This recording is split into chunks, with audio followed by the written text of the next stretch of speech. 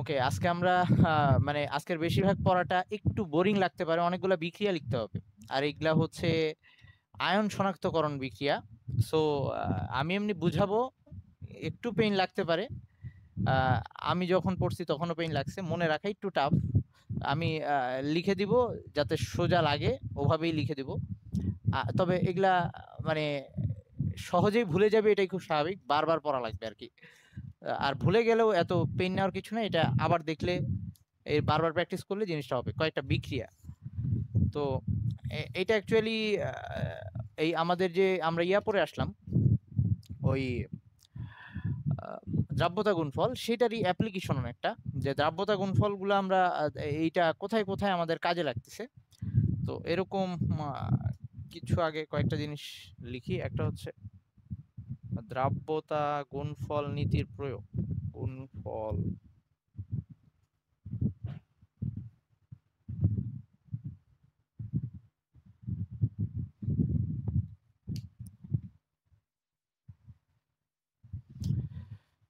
তো প্রথমে যেটা খ নাম্বারের কোশ্চেনে প্রায় আসে, ধর আমাদেরকে অবিশুদ্ধ লবণ দেওয়া হইলো, যে লবণের মধ্যে একই সাথে ধর যেটা আমরা সমুদ্রের পানি থেকে পানি শুকায় যে লবণটাকে আলাদা করি, সেই লবণটা।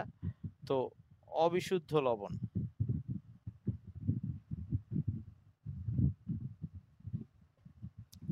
এখন এই অবিশুদ্ধ লবণের মধ্যে NaCl তো আছেই, সাথে আবার নানা রকম অপদ্রব্য মিশ্রিত আছে, বালি, মানে এরকম অনেক কিছু মিশ্রিত আছে। তো এখন হচ্ছে এই লবণকে বিশুদ্ধকরণ প্রক্রিয়ায়, সাধারণ লবণ বিশুদ্ধকরণ করতে গিয়ে এই দ্রাব্যতা গুণফল নীতিটা প্রয়োগ করা হয় আর কি। তাহলে এক নম্বরে আমি এটা লিখি যে লবণ, খাবার লবণ বিশুদ্ধকরণ বা সাধারণ লবণ,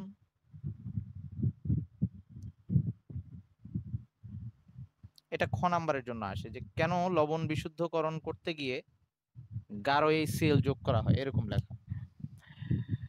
তো এই যে অবিশুদ্ধ লবণটা, এখন এইটাকে আমাকে যদি বিশুদ্ধ করতে বলে, আমি ফার্স্টে কি করব, এই লবণটাকে, যেটা এটার মধ্যে NaCl আছে, অপদ্রব্য আছে, এই পুরা জিনিসটাকে আমরা পানির মধ্যে মিশাবো।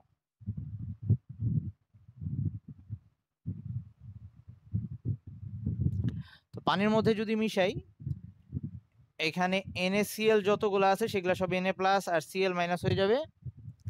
আর সাথে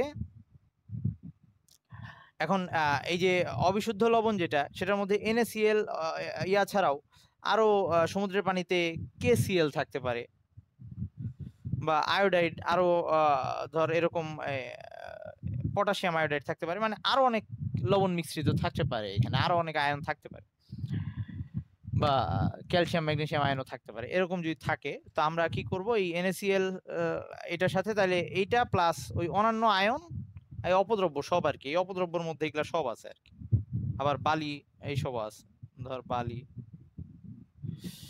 তো সব অপদ্রব্য এখানে পানির মধ্যে, আয়নগুলা ভাগ হয়ে গেল, আর অপদ্রব্যগুলো পানির মধ্যে। এখন পানিতে তো অপদ্রব্য মিক্স হবে না, সেটা নিচে তলানি আকারে পড়বে। তো এটাকে যদি আমি ছেঁকে নিলাম, তারপরের ধাপ হচ্ছে এটাকে ছেঁকে নিলাম।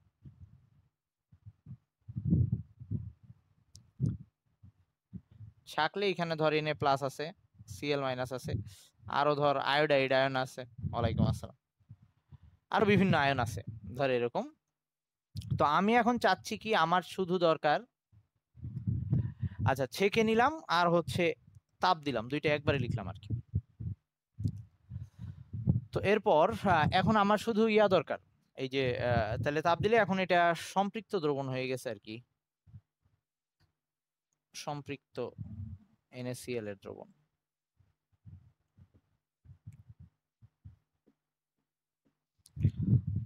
এখন আমি চাচ্ছি এখান থেকে NaCl টা কেলাস আকারে নিচে পড়ে যাক, আমার তো ওই NaCl এর লবণটাই দরকার। তাহলে কি করব, বাইরে থেকে এটার মধ্যে যদি আমরা HCl যোগ করি, গাঢ় HCl,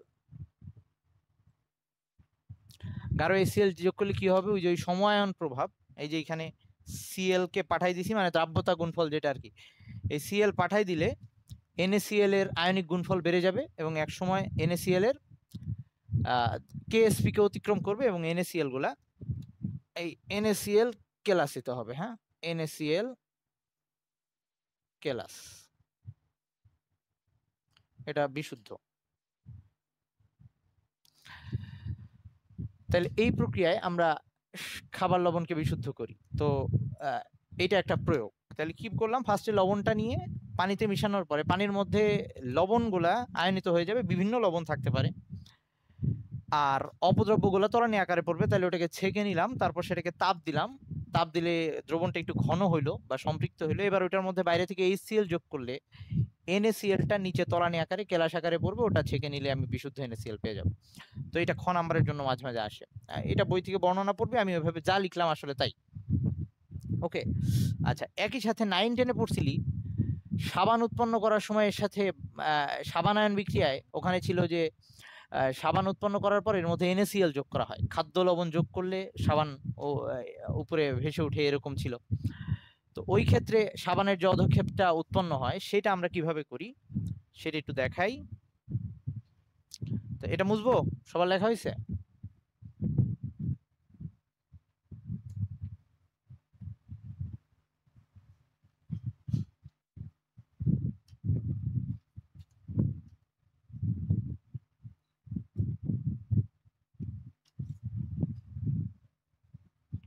ওকে, তাহলে এবার পরের যে প্রয়োগটা সেটা হচ্ছে সাবানায়ন বিক্রিয়ায় আর কি, সাবান উৎপাদনের বিক্রিয়ায়। সাবানায়ন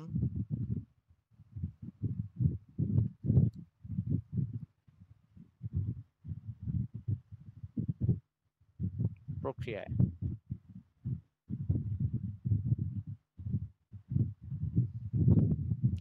আমরা যখন ইসের মধ্যে ওই সাবানায়ন বিক্রিয়ায় আমরা কি কি করছিলাম, ওই তেল চর্বি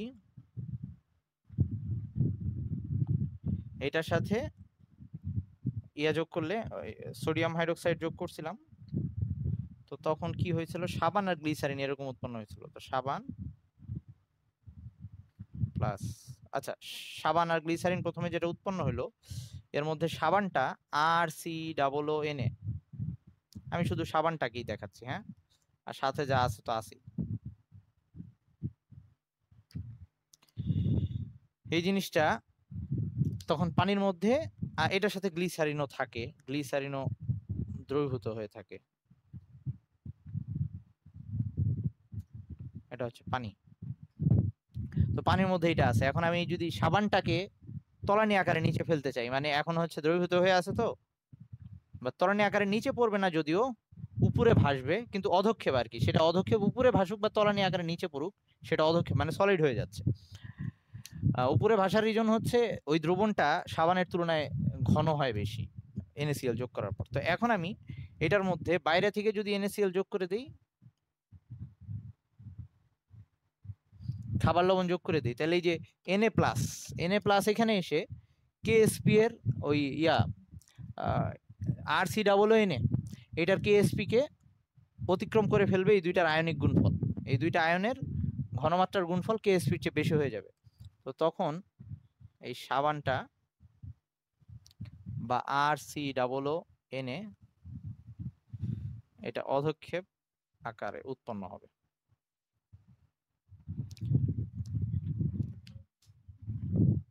আচ্ছা, পেন আর কিছু নাই, ওই ইসের দ্রাব্যতা গুণফলের কিছু প্রয়োগ দেখাচ্ছি বা কোন কাজে ইউজ হয় প্র্যাকটিক্যালি সেটা দেখাচ্ছি। আচ্ছা, যদিও অধক্ষেপ মানে তোরা সবসময় বুঝতেছিস যে নিচে পড়বে, তো এখন অধক্ষেপ কোন এনভায়রনমেন্টের মধ্যে আছে সেইটা ব্যাপার। যদি এমন হয় যে দ্রাবকের মধ্যে আছে সেটা তার তুলনায় বেশি ঘন, তাহলে আর নিচে পড়বে না, উপরে ভাসবে, এই ক্ষেত্রে সাবানটা উপরে ভেসে ওঠে। ওকে, আচ্ছা, তাহলে এবার আসি, এই গেল আরেকটা প্রসেস, এটা অবশ্য যদিও আসে না। তারপর সবচেয়ে বেশি যেটা আমাদের দরকার হবে সেটা হচ্ছে, বুঝলাম,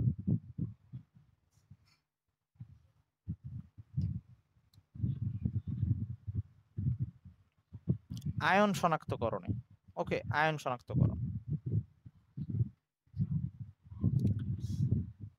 আয়ন শনাক্তকরণ করতে গিয়ে মানে আমাদের ওই যে প্র্যাকটিক্যালে করবি তোরা, বিভিন্ন লবণ দিবে, এই লবণের পজিটিভ পার্ট কি আছে, নেগেটিভ পার্ট কি আছে, এটা আমাদের বের করতে হবে। ওকে, তো এই আয়ন শনাক্তকরণ নিয়ে আমাদের পড়া লাগবে। তো এখন আজকে আমাদের টপিক সেই আয়ন শনাক্তকরণ মেইন টপিক এটাই। তার আগে ঢোকার আগে এইটুকু একটু বলে নিলাম। তো অনেকগুলা বিক্রিয়া লেখা লাগবে, আস্তে আস্তে আসতেছি। হ্যাঁ ভাই, বুঝি নাই কি?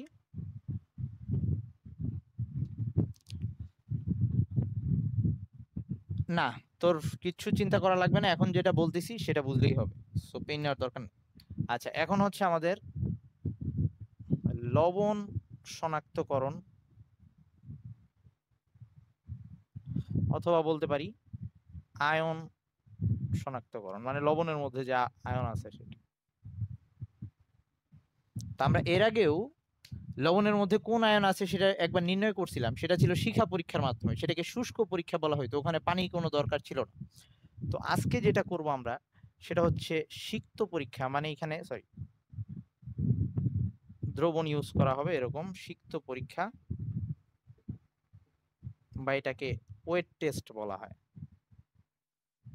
ওয়েট মানে ভেজা আর কি, সে ওয়েট টেস্ট। তো নরমালি একটা লবণের দুইটা পার্ট থাকে, একটা হচ্ছে ক্যাটায়ন আর একটা হচ্ছে অ্যানায়ন। সো ক্যাটায়ন পার্টটা আবার ধাতু থেকে আসে, যেমন NaCl এর Na প্লাস পার্টটা নরমালি ধাতু থেকে আসে। সো এটাকে ধাতব মূলক, বা সাধারণত ধাতু যেহেতু ক্ষারীয় হয়, সো এটাকে ক্ষারীয় মূলকও বলে।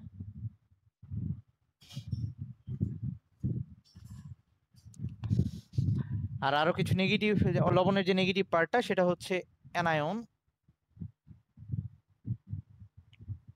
বা এটা যেহেতু অধাতু থেকে আসে, যেমন Cl অধাতব মূলক, অথবা এটাকে আমরা অম্লীয় মূলকও বলতে পারি। ধর ওই যে NaCl এর Cl পার্টটা HCl থেকে আসছে, মানে অম্ল থেকে আসছে।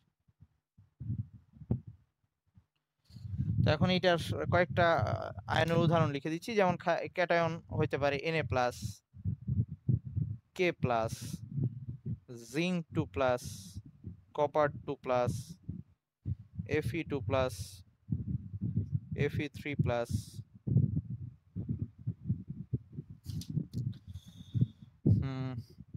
সিলভার প্লাস,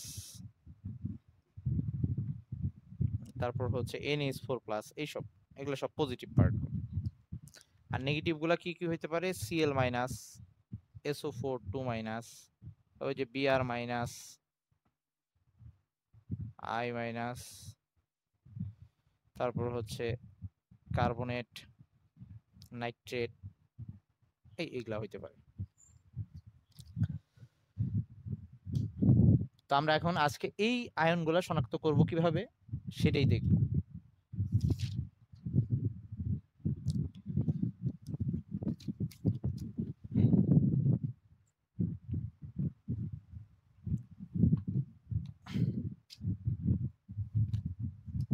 লেখা হইলে বলিস।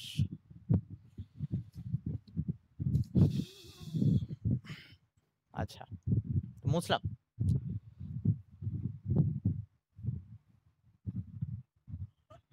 হ্যাঁ, ব্রোমিন তো মাইনাস, Br মাইনাস, ওই হ্যালোজেন যত আছে সবগুলো মাইনাস।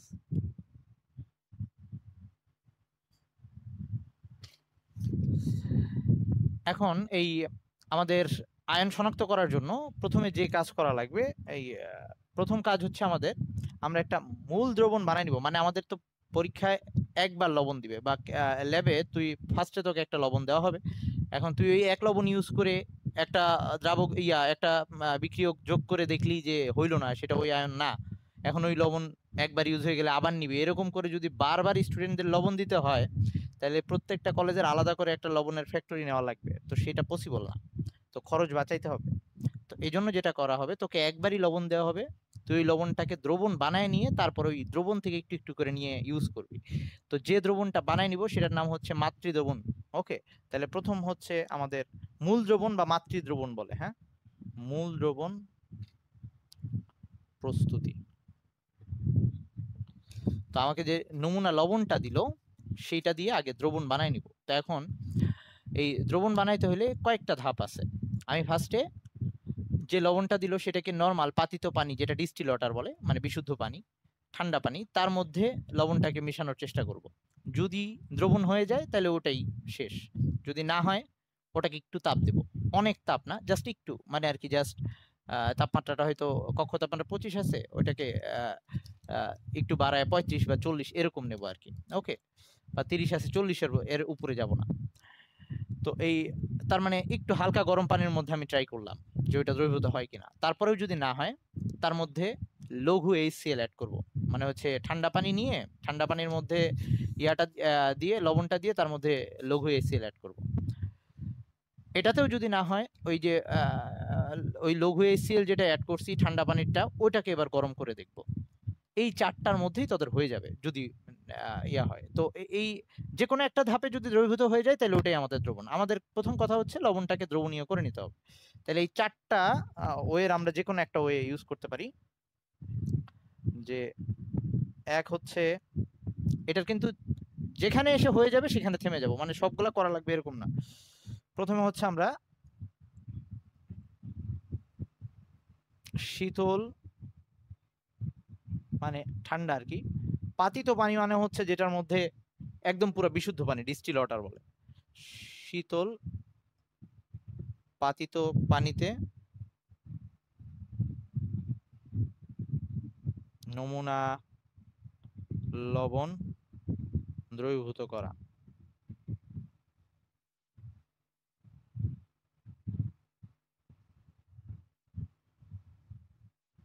ওকে,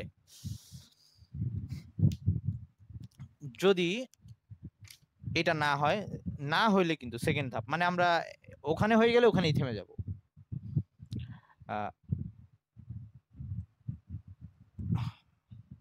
উক্ত দ্রবণে সামান্য তাপ দিয়ে দ্রবীভূত করার চেষ্টা করা, দ্রবীভূত করে। আচ্ছা, আমি এভাবে লিখতেছি, একটা না হইলে কিন্তু আরেকটা। ওকে,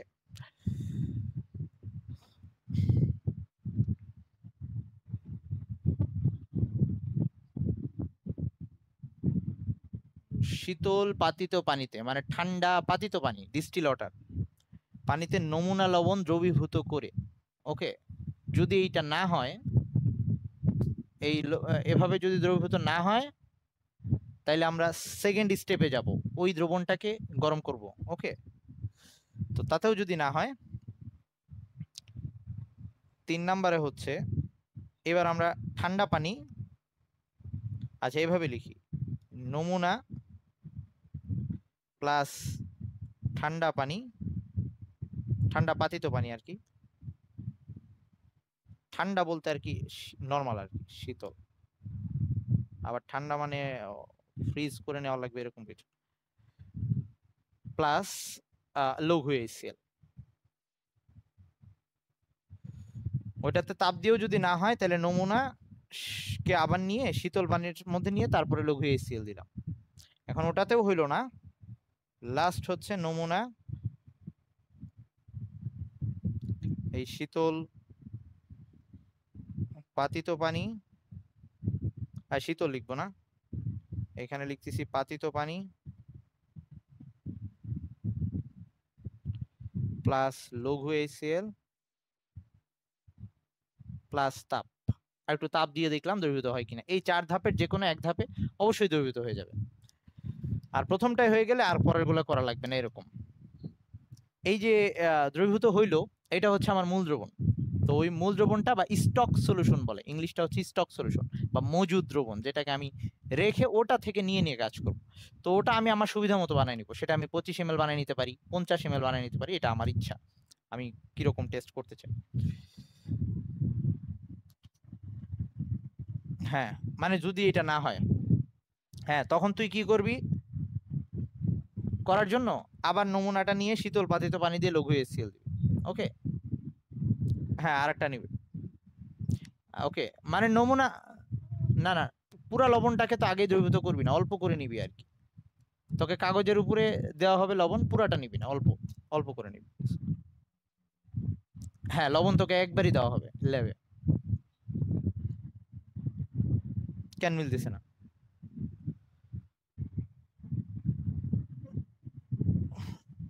আরে তোকে যে লবণটা দেওয়া হবে ওই লবণই তুই পুরাটা নিয়ে এই কাজ করবি না। টেস্ট টিউবের মধ্যে অল্প একটু পানি নিবি ফার্স্টে, এই যে দ্রবীভূত হচ্ছে কিনা সেটা দেখার জন্য। এইটুক পানি নিলি, নিয়ে জাস্ট অল্প একটু লবণ দিলি, লবণ দিয়ে ফার্স্টে নাড়ায় দেখলি এটা দ্রবীভূত হয় কিনা। না হইলে পরে আবার তাপ দিয়ে দেখলি হইলো না, তো ফেলে দিলি, ফেলে দিয়ে আবার একটু লবণ নিয়ে তারপরে এটার মধ্যে HCl যোগ করলি, দেখলি হইলো কিনা। তাতেও দ্রবীভূত হয় নাই, তাহলে পরে লাস্টেরটা করবি। আর যদি দেখে যে পানির মধ্যে দ্রবীভূত হয়ে গেছে, তাহলে ওই পুরা লবণটা নিয়ে পানির মধ্যে মিশাবি। এরকম যে ধাপে গিয়ে দেখবি তোর পুরাটা মানে দ্রবীভূত হয়ে যাচ্ছে, সেই ধাপটা তখন পুরা লবণটা দিয়ে করবি। তখন তুই টেস্ট টিউব না নিয়ে বড় বিকারেও নিতে পারিস। কথা বুঝছিস? আচ্ছা, এখন এই যে তোর স্টক সলিউশনটা হয়ে গেল, এখন এইটাকে অল্প অল্প করে নিয়ে এটার মধ্যে কিছু যোগ করবি। মানে তুই এখন অনেক ধর আমরা এভাবে লিখতে পারি যে একটা বিকার রাখলাম, যে এই বিকারের মধ্যে এখন আমার আমার মূল দ্রবণ বানানো হয়ে গেছে, এটা হচ্ছে মূল দ্রবণ। তা আমি এখন কয়েকটা টেস্ট টিউব নেব, অথবা একটা টেস্ট টিউব নিয়ে ফেলে দিয়ে বারবার করব। তো এইখান থেকে আমি ওই দ্রবণ তুলে নিব, সেটা পিপেট ইউজ করে তোলা যায়। এইখান থেকে নিয়ে নিয়ে এক একটার মধ্যে এক এক রিয়াজেন্ট যোগ করে করে দেখব কোনটায় আমার ফলটা পজিটিভ আসতেছে। একবারে এটাকে ইউজ করব না, কারণ আমি জানি না। কথা বোঝা গেছে? তাহলে মূল দ্রবণটা হচ্ছে তোর ওই মেইন নমুনাটা ওখানে থেকে গেলে, এখন তুই ওখান থেকে নিয়ে নিয়ে কাজ করবি। ওকে, আচ্ছা, তো এবার আসি। তো এখন বিক্রিয়া লেখা লাগবে তোদের এক একটা একটা করে।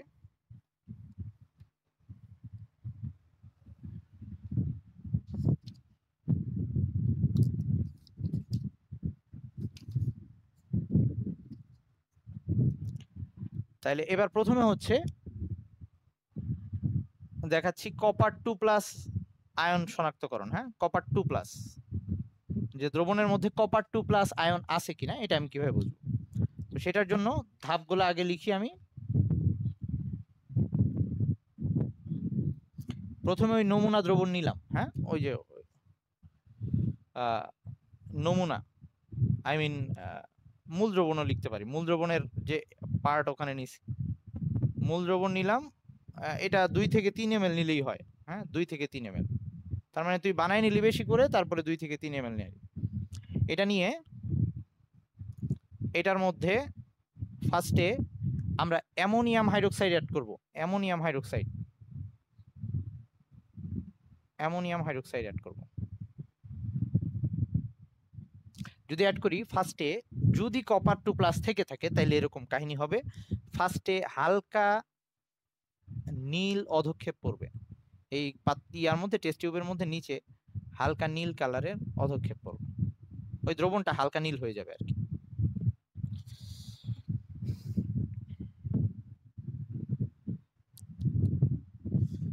এরপরে যদি আমরা আরো, এটা হওয়ার পরে আরো অতিরিক্ত অ্যামোনিয়াম হাইড্রোক্সাইড দেই,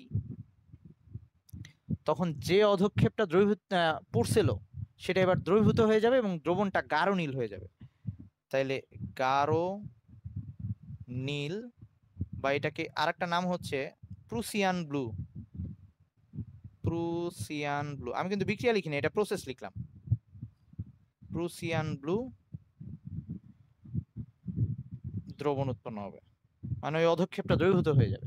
ওকে, তাহলে কি করব, ফার্স্ট টেস্ট টিউবের মধ্যে যদি কপার 2+ থেকে থাকে তাহলে এই কাহিনী হবে। আমি যখন ওটার মধ্যে সোডিয়াম অ্যামোনিয়াম হাইড্রোক্সাইড অ্যাড করব, প্রথমে হালকা নীল রঙের একটা অধক্ষেপ পড়বে, তারপরে সেটার মধ্যে আরো অ্যামোনিয়াম হাইড্রোক্সাইড দিলে যে অধক্ষেপটা একটু আগে উৎপন্ন হয়েছিল ওটা আবার দ্রবীভূত হয়ে যাবে, কিন্তু দ্রবণের বর্ণটা আগের তুলনায় আরো গাঢ় নীল হয়ে যাবে। এই কালারটার আরেকটা নাম হচ্ছে প্রুসিয়ান ব্লু। তো এখন আমি বিক্রিয়া লিখতেছি, কিভাবে হবে বিক্রিয়াটা। বুঝলাম? তাই লেখা হয়েছে সবার এইটুক। প্রত্যেকটার প্রসেস আমরা এভাবেই লিখবো। আর যখনই বিরক্ত লাগা শুরু করবে বলবি 2 থেকে 3টা টেস্ট টিউব না, তোর যতগুলা লাগে সেটা তোর ইচ্ছা, বা একটা টেস্ট টিউব নিয়েই বারবার ফেলে দিয়ে কাজ করতে পারিস। ল্যাবে গেলেই বুঝে যাবি, কোনো সমস্যা না। হ্যাঁ, এটা অল্প অল্প করে নিবি, কারণ তোর কাছে স্টক, কারণ যদি কপার না হয়, কপারের জন্য এই টেস্ট করলি, ওই যে ওটা যোগ করলি, কপার না হলে এই কাহিনী হবে না, তখন আবার ফেলে দিয়ে তো নতুন করে নিতে হইতে পারে, অথবা একাধিক টেস্ট টিউব থাকলে তখন আরেকটা দিতে হবে, এরকম বুঝছিস, অন্যটা দিয়ে টেস্ট করব। তো এখন হচ্ছে তাহলে বিক্রিয়াটা কি হচ্ছে, তাহলে বিক্রিয়ার হচ্ছে, ধর যদি কপারের লবণ হয়, তাহলে আমি ধরলাম যে যে লবণটা দিছে আমাকে সেটা যদি কপার সালফেট হয় বা কপার ক্লোরাইড এরকম কিছু, মানে কপার আয়ন আছে, তাহলে আমি এখানে কি দিছিলাম, অ্যামোনিয়াম হাইড্রোক্সাইড। তো অ্যামোনিয়াম হাইড্রোক্সাইড যদি দেই, প্রথমে এই দুইটা বিক্রিয়া করে copper sulphate dot COH2 plus ammonium sulphate NH4 2SO4, এই যে এখানে কপার সালফেট, এইটা অবশ্য সমতার জন্য তুই এখানে 2 দিতে পারিস। কপার সালফেট অ্যামোনিয়াম হাইড্রোক্সাইডের সাথে বিক্রিয়া করে কপার সালফেটের এক অণু রয়ে গেছে, আর এক অণু ওই অ্যামোনিয়াম হাইড্রোক্সাইডের OH এর সাথে কপার হাইড্রোক্সাইড উৎপন্ন করছে, এবং সেটা একসাথে একই ক্লাসের মধ্যে আছে, কপার সালফেট ডট এই যে CuOH2, এবং সাথে অ্যামোনিয়াম সালফেট আসছে। আচ্ছা, এটা হচ্ছে সাথে আসছে, এই যে এইটাই হচ্ছে, এই দ্রবণটাই হচ্ছে প্রথমে ওই হালকা নীল, এটাই অধক্ষেপ পড়বে প্রথমে, হালকা নীল, এটা হচ্ছে প্রথম বিক্রিয়া। লেখা হইলে বলিস। এখানে একটা 2 দেওয়া লাগবে, অবশ্য সমতা না করলেও চলবে, যদি সমতা মনে না থাকে না করলেও চলবে।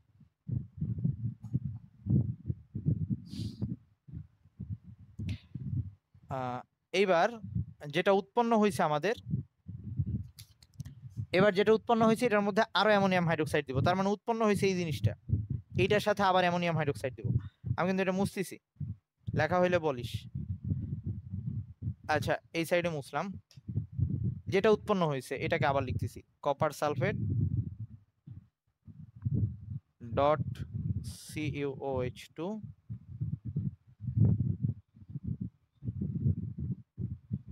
Plus NH4 2।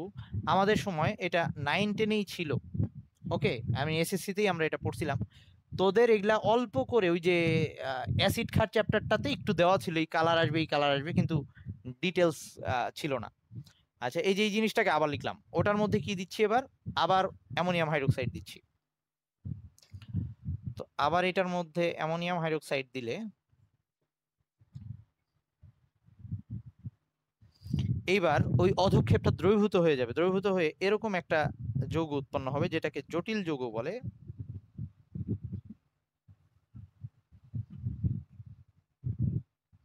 এই 4টা অ্যামোনিয়া কপারের সাথে, এই পুরাটা থার্ড ব্র্যাকেট, এগুলা নিয়ে আমরা থার্ড চ্যাপ্টারে আবার ডিটেলস পড়বো, জটিল যৌগ কি বা জটিল আয়ন কি। তো এইটা উৎপন্ন হবে, সাথে পানি উৎপন্ন হবে।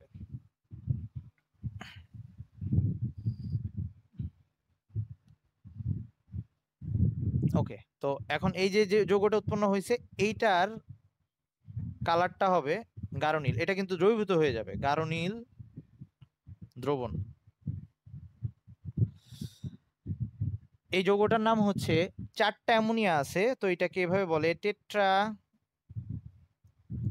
অ্যামোনিয়াকে অ্যামিন বলে অথবা অ্যামিন, দুইটাই বলে, tetra amine copper sulphate, tetrammine copper sulphate. আশা করি তোদের খুব বিরক্ত লাগতেছে, কিন্তু কিছু করার নেই,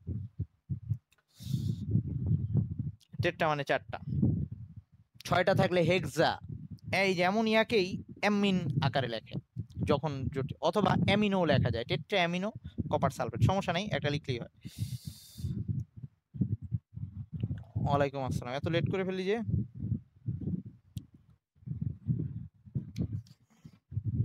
আচ্ছা আচ্ছা, ঠিক আছে, সমস্যা নেই। আচ্ছা, এতক্ষণ যে কপার 2+ আয়নের শনাক্তকরণ করলাম, এটা হচ্ছে একটা পদ্ধতি, এই পদ্ধতিতে আমরা কপার 2+ আয়নটাকে শনাক্ত করতে পারি। এখন আরো একটা ওয়ে আছে, ধর তোর ল্যাবে এই বিকারক গুলা নাই, তখন তুই আরেকটা ওয়েতে করতে পারবি। তো ওইটা ছিল 1 নাম্বার পদ্ধতি আর কি। তাহলে ওই বিক্রিয়াটাকে, আগের বিক্রিয়াটাকে বা আগের প্রসেসটাকে তোরা 1 নাম্বার দিয়ে রাখ। ওকে, তো এবার আমরা 2 নাম্বার প্রসেস। এই মুছবো?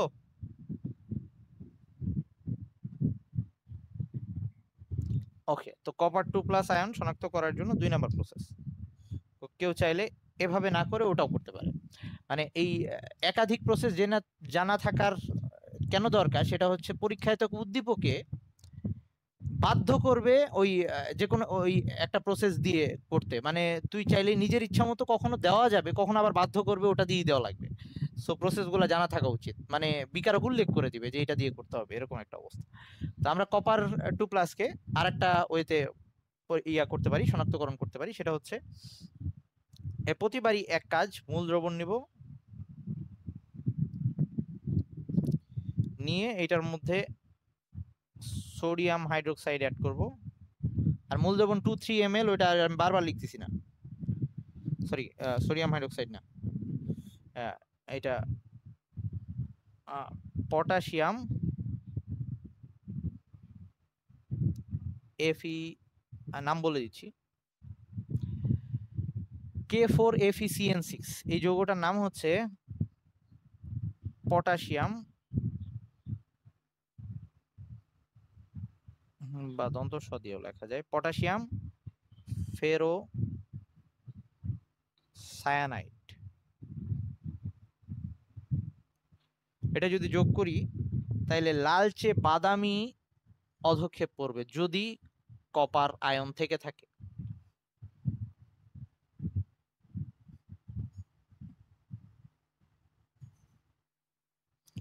যদি কপার আয়ন থেকে থাকে তাহলে লালচে বাদামি অধক্ষেপ পড়বে। কোনো কিছু দেখতে অসুবিধা হলে বলিস, লাল কালারের প্রবলেম হলে বলিস।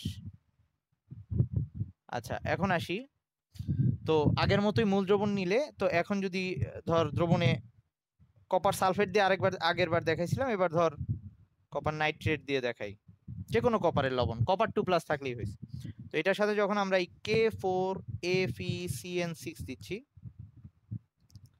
যে যৌগটার নাম হচ্ছে পটাশিয়াম ফেরোসায়ানাইড, এটা সামনে আমরা আরো কয়েক জায়গায় ইউজ করবো। সো একবার জিনিস প্র্যাকটিক্যালে তো লাগবেই, একই সাথে পরীক্ষায় লাগবে। তবে বলছি, আগেই বলে নিছি, একটু বিরক্তিকর, মনে রাখা একটু কষ্টকর, বারবার ভুলে যাইতে হয়, কিন্তু অবজেক্টিভে প্রচুর পরিমাণে আসে যে কোন কালার অধক্ষেপ পড়বে। আমাদের সময় 9-10 কিছু ছিল দেখি, ইন্টারে উঠে একটু কম কষ্ট হয়েছে, তাও যে খুব কম কষ্ট হয়েছে এরকমও না, বাট আসলেই কষ্টকর, মনে রাখা যায় না সহজে। আগে তাও আমাদের সময় একটা সুবিধা ছিল যে সৃজনশীল ছিল না, তো চাইলে বলতো যে কপার আয়ন শনাক্তকরণের বিক্রিয়া লেখো, যে কোনো একটা লিখে দিলেই হইতো, মানে সব না পড়লেও চলতো। কিন্তু এখন আবার সেটাও পারা যাচ্ছে না, আমাদের মানে আর কি সবই মুখস্থ করতে হচ্ছে। তো আসি, তো কপার নাইট্রেট যদি থাকে বা কপার থাকলেই হয়েছে, আমি আগের বার সালফেট দিয়ে উদাহরণ দিছিলাম দেখে এবার নাইট্রেট দিছি। তো এবার অবশ্য বিক্রিয়া কিছু বুঝে মনে রাখলে তাইলে আর কষ্ট হবে না। কপারের যোজনী আমরা জানি 2, তাইলে কপার একটা ধাতু আয়ন, তাহলে এইখান থেকেও সে ধাতু আয়নকে সরাই দিয়ে গিয়ে বসতে পারবে, ধাতুকে রিপ্লেস করে ফেলতে পারে। তাইলে এই কপার এটা গিয়ে পটাশিয়ামকে সরাবে, তাহলে পটাশিয়ামকে যদি সরাইতে হয়, কপারের যোজনী হচ্ছে 2, কপার 2+, এখানে লিখে দিয়ে রাখছি। পটাশিয়ামের যোজনী হচ্ছে 1 করে, এখানে 4টা পটাশিয়াম আয়ন আছে, তো ও যদি 4টা পটাশিয়ামকে সরাইতে যায়, ওর কয়টা লাগবে, আই মিন 4টা পটাশিয়ামের যা যোজনী, আই মিন 4+ হয়ে যাবে 4টা, তাহলে ওর ওরকম 4 বানাইতে হবে, তার মানে ওরা 2টা আসলে হবে, 2টা কপার আয়ন মিলে 4টা পটাশিয়ামকে সরাই দিতে পারবে। তাহলে এখানে তাই করব আমরা, এখানে গিয়ে এখানে 2 দিয়ে দিলাম, তাহলে এইখানে এরকম হয়ে যাচ্ছে, এই পটাশিয়ামের সাথে নাইট্রেট চলে আসবে। তো এই যে এখানে 4টা পটাশিয়াম ছিল, 4টা নাইট্রেট, তাহলে 4KNO3, সমতা না করলেও কিন্তু হবে, সমস্যা নেই যদি না মনে থাকে। আচ্ছা, আর এখানে এই কপার গিয়ে পটাশিয়ামকে সরাই দিয়ে বসবে, কয়টা, 2টা, তো 2টা কপার Cu2 পটাশিয়ামকে সরাই দিছে, এখানে আসতেছে আয়রন Fe, পরের টুক যা আছে তাই থাকবে। তো বিক্রিয়াটা বুঝলে কঠিন না, বুঝতে পারলে কঠিন না, 2টা কপার মিলে 4টা পটাশিয়ামকে সরাই দিয়ে ওখানে গিয়ে বসছে। তো এখন যে যৌগটা উৎপন্ন হয়েছে, আগেরটা ছিল পটাশিয়াম ফেরোসায়ানাইড, তাহলে এটার নাম হচ্ছে কপার ফেরোসায়ানাইড, এবং এইটার কালারটাই হচ্ছে সেই লালচে বাদামি, এটাই অধক্ষেপ পড়বে, এটার কালারটা হবে লালচে বাদামি, এবং যদি কপার আয়ন থাকে তাহলে এই বিক্রিয়াটা হবে। তো এই ক্ষেত্রে আমরা কপার 2+ আয়ন নিশ্চিত সেটা বুঝতে পারবো। লেখা হইলে বলিস।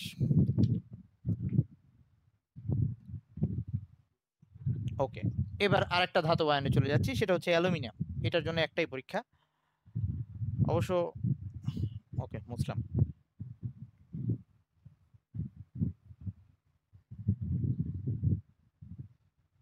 যখন একদমই ধৈর্য হারাই ফেলবি বলবি, অফ করব, সমস্যা নেই।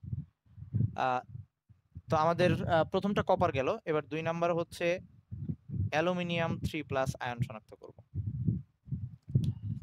তো এই ক্ষেত্রে প্রথমে আমরা সেই মূল দ্রবণ নিব। এবার এটার মধ্যে অ্যামোনিয়াম হাইড্রোক্সাইড দ্রবণ যোগ করব। অ্যামোনিয়াম হাইড্রোক্সাইড এটা যোগ করলে ফার্স্টে সাদা অধক্ষেপ পড়বে যদি অ্যালুমিনিয়াম থেকে থাকে। তবে কথা হচ্ছে অ্যালুমিনিয়াম ছাড়াও আরো কিছু কিছু আয়ন, যেমন ধর জিঙ্ক আয়নও এরকম OH এর সাথে বিক্রিয়া করে সাদা অধক্ষেপ উৎপন্ন করতে পারে। তাহলে এখানে জিঙ্ক আছে কিনা এটাও তো একটা ব্যাপার হয়ে যেতে পারে। তো আমি এইটাকে কনফার্ম হওয়ার জন্য আমাকে আরেকটু কাজ করতে হবে। এখন এইটা মধ্যে যদি আমরা এই সোডিয়াম হাইড্রোক্সাইড দেই, তাহলে অধক্ষেপটা আবার দ্রবীভূত হয়ে যাবে। ওকে, তাহলে অধক্ষেপটা আবার চলে যাবে।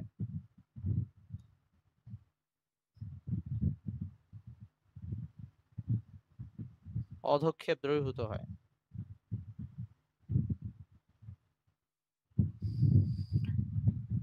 আরেকবার মানে আর কি কনফার্ম হওয়ার জন্য NH4Cl দিলে তখন আবার সাদা অধক্ষেপটা ব্যাক করবে।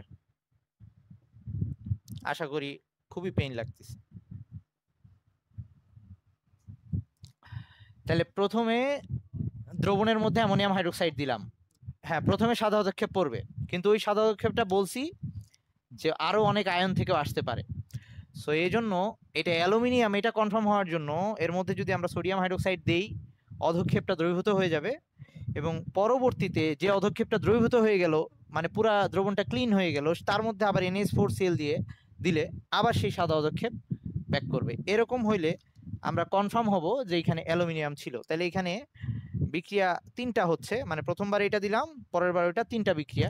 তো লিখতেছি, ধর অ্যালুমিনিয়াম ক্লোরাইড লবণ ছিল AlCl3, মানে অ্যালুমিনিয়াম আয়ন আছে। তো এর মধ্যে ফার্স্টে আমরা NH4OH দিলাম। এই সব কিন্তু তোদের চেনা বিক্রিয়া, প্রতিস্থাপন বিক্রিয়া হবে। অ্যালুমিনিয়ামের সাথে OH চলে যাবে, আই মিন AlOH3, আর সাথে NH4 এর সাথে Cl আসবে, NH4Cl। সমতা করলেও হয়, না করলেও হয়। যদি করতে চাস তাহলে হচ্ছে এখানে একটা 3 দেওয়া লাগে, তাহলে এখানে একটা 3 দিলেই হয়। এই তাইলে প্রথমে এই যে অ্যালুমিনিয়াম হাইড্রোক্সাইডের সাদা অধক্ষেপ পড়লো।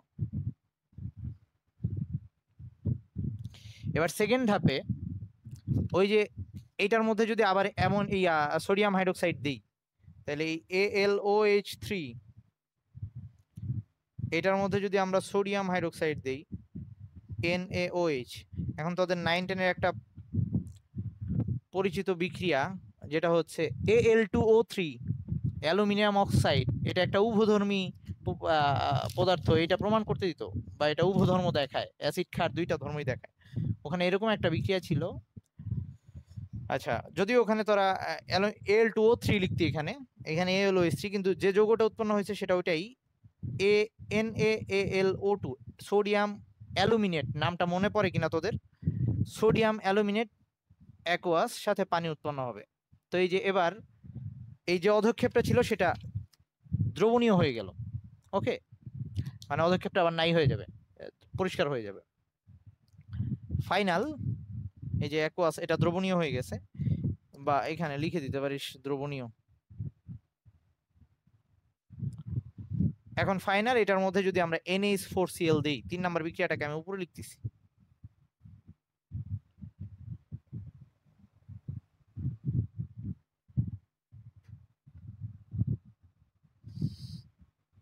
সেটা হচ্ছে এই যে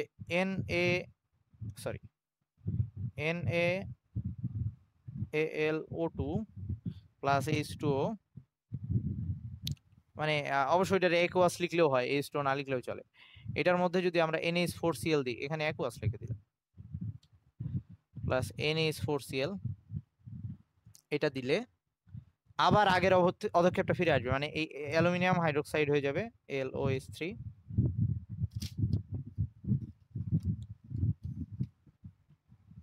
আর এখানে উপরে NH4OH এটা লিখে রাখতে পারিস, কারণ এই যে দ্রবণে কিন্তু NH4OH টা আছে, সেটা এখানে লিখে রাখতে পারিস মানে বিক্রিয়ার এরর উপরে। তো এই পদক্ষেপটা আবার ব্যাক করলো, সাথে আসবে NaCl, আর হচ্ছে এই যে N এর সাথে Cl চলে গেল, আর এই অ্যামোনিয়া আয়ন যেটা আছে সেটা অ্যামোনিয়া প্লাস পানি এই আকারে, তার মানে আগের সাদা পদক্ষেপটা আবার ফিরে আসবে। এইরকম কাহিনী ঘটলে আমরা কনফার্ম যে এইখানে আমাদের অ্যালুমিনিয়াম আয়ন ছিল, AlCl3 প্লাস আয়নটা ছিল। ওকে, আচ্ছা এইবার Fe2 প্লাস আয়ন শনাক্তকরণ, বা Fe2 প্লাস 3 প্লাস দুইটাই পড়বো। এটার জন্য অবশ্য একাধিক বিক্রিয়া আছে। Fe2 প্লাসের জন্য 3টা বিক্রিয়া, আর Fe3 প্লাসের জন্য 2টা বিক্রিয়া। অবশ্য অনেকগুলোই আমাদের কমন।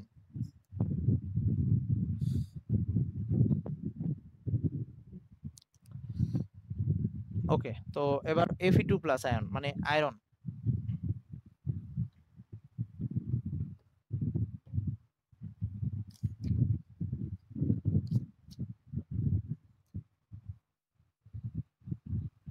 তিন নাম্বার Fe2 প্লাস আয়ন শনাক্তকরণ। তাইলে এইবার হচ্ছে মূল দ্রবণ, এটা হচ্ছে প্রথম প্রসেস। হ্যাঁ, মূল দ্রবণ, এটার মধ্যে আমরা অ্যামোনিয়াম হাইড্রোক্সাইড দেব, যদি সবুজ বর্ণের পদক্ষেপ পড়ে। আচ্ছা, আমি বারবার পদক্ষেপ না লিখে এই সাইনটা ইউজ করি। সবুজ পদক্ষেপ পড়লে তাহলে আমরা বুঝবো যে সেটা Fe2 প্লাস আছে। তাহলে একটা বিক্রিয়া লিখি, যে ধর FeCl2, এটার সাথে NH4OH দিলাম, সোজা বিক্রিয়া। তাহলে Feর সাথে OH চলে যাবে, FeOH2, আর সাথে আসবে NH4Cl, সমতা না করলেও চলবে। এই যে এইটাই সবুজ পদক্ষেপ আকারে পড়বে। এইটা দিয়ে একটা হইতে পারে, এটা একটা প্রসেস হইতে পারে। ওকে, সেকেন্ড প্রসেস হচ্ছে ওই যে একটু আগে পটাশিয়াম ফেরোসায়ানাইড যেটা করলাম সেইটা লেখা হইলে বলিস। এটা সোজা বিক্রিয়া, তোরা জানিস, আয়রনের সাথে OH চলে গেছে, NH4 এর সাথে Cl চলে আসছে। সমতা করতে চাইলে এখানে একটা 2 দেওয়া লাগবে, এখানে একটা 2 দেওয়া লাগবে। আচ্ছা, এটা মুছলাম। তো এটা না করে আমরা আরেকটা কাজ করতে পারি, যে মূল দ্রবণ সেটার সাথে যদি এই K4FeCN6 এটা যোগ করি, তাইলে হালকা নীল অধক্ষেপ আসবে।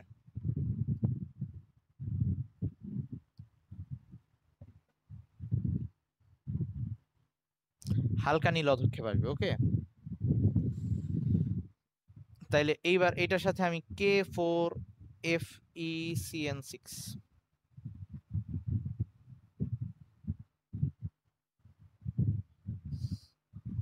আগের বার তো ওই কপার দিয়ে 4টা আয়নই সরাই দিছিলাম।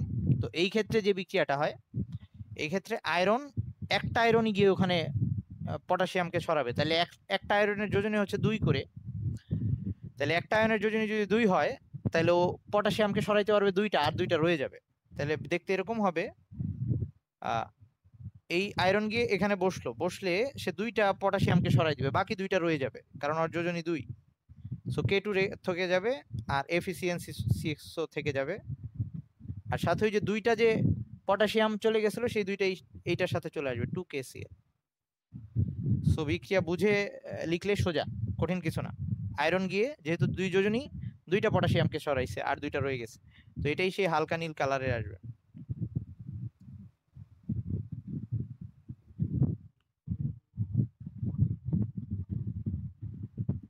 মানে মানে এই ক্ষেত্রে বিক্রিয়ার যে যৌগটা উৎপন্ন হয় প্রথমে সেটাই অধক্ষেপ করে যায়, মানে চারটা সরার আগে। ওটাও ওটাও হবে, কোনো সমস্যা নাই, ওইটাও বিক্রিয়া লিখতে পারিস। তবে এইটা সুবিধা আছে একটা, আমি যে বিক্রিয়াটা লিখলাম Fe3+টাও এই টাইপেরই হবে, তো বুঝতে সুবিধা হবে। আচ্ছা এবার আসি, এটা আরেকটা প্রসেস গেল। এবার Fe3+ চলে আসতেছি। যদি আমরা Fe3+ এর ক্ষেত্রে এই কাজটা করি, Fe3+ এর ক্ষেত্রে আগে এই দুইটার মতো করেই লিখবো। তাইলে আমি আগে Fe3+ এর জন্য এবার 4 নাম্বার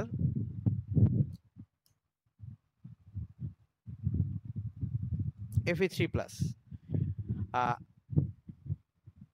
Fe3+ এর মধ্যে যদি আমি K4FeCN6 যোগ করি, এই একই জিনিস কিন্তু যোগ করতেছি, তাহলে এবার FeCl3, আগের বার ছিল FeCl2, এটা যদি যোগ করি তাহলে এবার লালচে সরি হালকা নীল দ্রবণ যেটা ছিল সেটা এবার গাঢ় নীল হবে,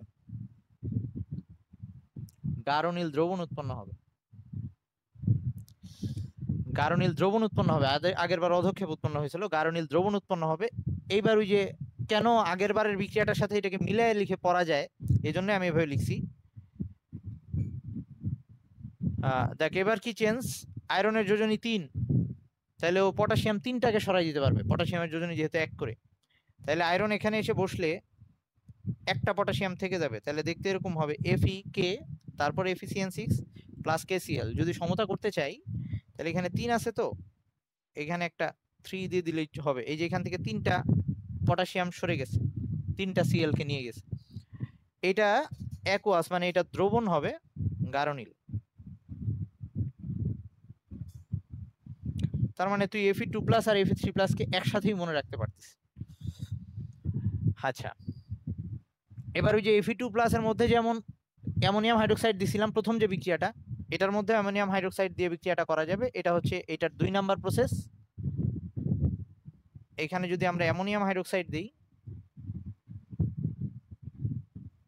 তাহলে আগের বার আসছিল সবুজ অধক্ষেপ, আর এবার আসবে সেটা বাদামি, লালচে বাদামি।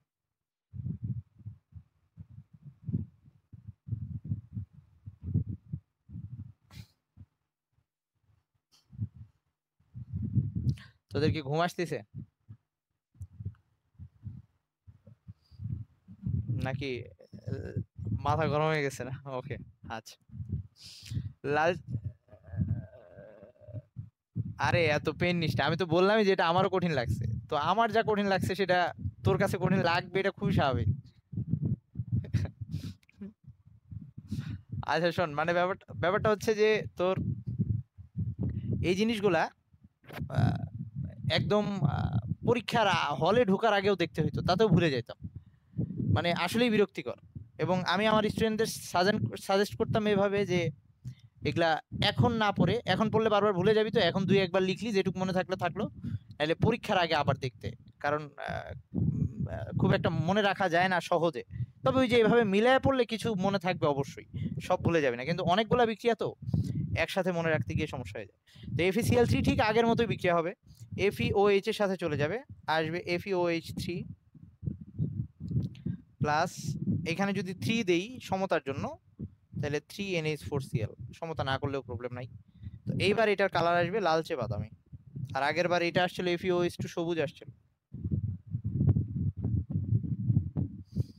প্রমি ঘুম আসতেছে নাকি রে, নাকি তোর মাথা গরম হয়ে গেছে? ঘুম আসার কোনো চান্সই নাই আসলে, মানে এটা ঘুম আসতে দিবে না, বরং আরো তুই ঘুমাইলে হঠাৎ করে দুঃস্বপ্ন দেখে ঘুম ভেঙে যাবে, এরকম হওয়ার কথা। আচ্ছা শোন, এই নামি, তোর কি অবস্থা? সর্ষে ফুল দেখিস? আচ্ছা ওকে, এবার আসি তো এই Fe3+ এর আরেকটা এক্সট্রা আছে, সেটা হচ্ছে, আচ্ছা এই যে আমি আর কিছুক্ষণের মধ্যেই শেষ করে দিচ্ছি, এই Fe3+ দিয়ে আজকে শেষ করে দিচ্ছি, তোদের আর পেন দিব না। তো Fe3+ এর আরেকটা বিক্রিয়া, সেটা হচ্ছে 3 নাম্বার প্রসেস। আমরা যদি এই দ্রবণের মধ্যে আরেকটা নতুন জিনিস, সেটা হচ্ছে এই যে উদ্দীপকে হবে কি, মানে এতগুলা বিক্রিয়া আমাদের কেন পড়তে হচ্ছে, উদ্দীপকে এরকম লিখে দিবে যে উক্ত দ্রবণে NH4CNS যোগ করার পরে, সরি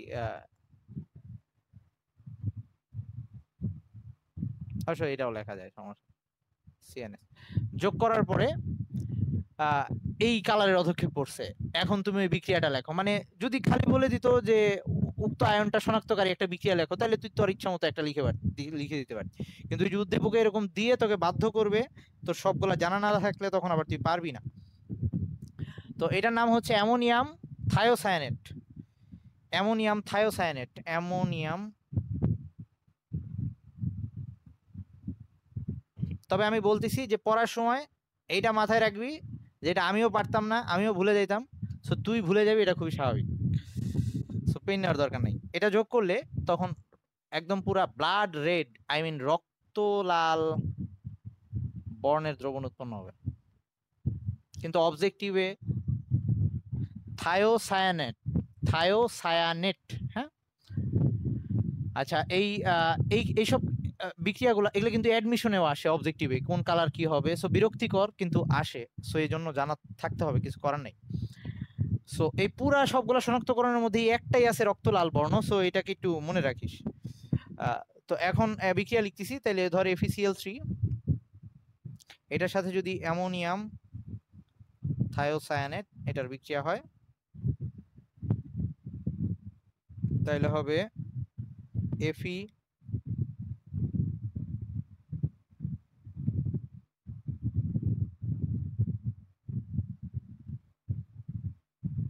এটার সাথে চলে যাচ্ছে হচ্ছে Cl। আচ্ছা, এটা খালি এভাবে লিখলেই চলে।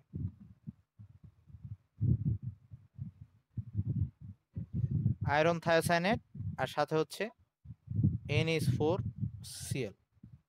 ধরো তো বিক্রিয়াটা আমার এখানে ভুল আছে কিনা।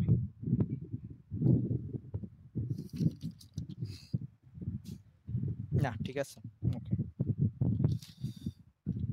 ওকে, তো এখানে যে আয়রনের যোজনী 3, সো থায়োসায়ানেটের সাথে 3 যোজনী আসছে, আর NH4Cl, ওটা এই NH4 আর Cl, তো এই দুইটা মিলে যে দ্রবণটা হয়, আচ্ছা সরি, এটা অধক্ষেপ না, রক্তলাল দ্রবণ।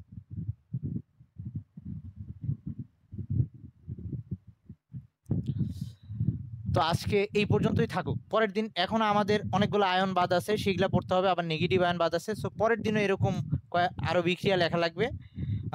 তবে একটু বুঝে বুঝে পড়লে, ওই যে এরকম মিলিয়ে নিলে বেশি একটা কঠিন লাগার কথা না। প্রথম দিন দেখতেছিস দেখে একটু কষ্ট লাগলো হয়তো। এই যে আমি বলতেছি মানে আর কি, সমস্যাটা তো ওখানেই, যে ওই যে সার উদ্দীপকে একটা দিয়ে দিবে। তো নর্মালি যেটা হয়, ডি ব্লকের গুলা বেশি, তো ডি ব্লকও কম না। এই যে Fe2+, Fe3+, তারপর হচ্ছে যে কপার, জিঙ্ক, এগুলা হচ্ছে ডি ব্লক নর্মালি। তো এইগুলা বেশি আসে, কারণ ওই যে 3 নাম্বার চ্যাপ্টারের কোশ্চেনের সাথে এই চ্যাপ্টারগুলো মিলিয়ে দেয়। তো 3 নাম্বার ওই যে পর্যায় সারণী ডি ব্লক মৌল নিয়ে থাকে। তো তো এই কালারগুলা, এই ডি ব্লক মৌল কেন কালার দেখায়, তো এটার কি দ্রবণ হবে, কিরকম আয়ন শনাক্তকরণ করার সময় কিরকম কালার আসবে, এই জিনিসগুলো দরকার হয়। সো ডি ব্লকের গুলা বেশি আসে। ওই অ্যালুমিনিয়াম, তারপর হচ্ছে ধর পটাশিয়াম, সোডিয়াম, এগুলা নর্মালি আসে না। তো সেই সেন্সে তোরা এই যে ডি ব্লক যেগুলা, এই যে Fe2+, Fe3+, জিঙ্ক, কপার, এইসব একটু দেখে রাখলেই চলবে। আবার বলতেছি, ওই 2-3 বার লিখবি, যেটুক মনে থাকে থাকলো, আর না থাকলে পিন নেওয়ার দরকার নেই, পরীক্ষার আগে আবার বারবার দিক। আচ্ছা, তাহলে আজকে এই পর্যন্ত থাকুক, একটু দেখিস, তাহলে পরের দিন সোজা লাগবে। আল্লাহ হাফেজ, ভালো থাকিস।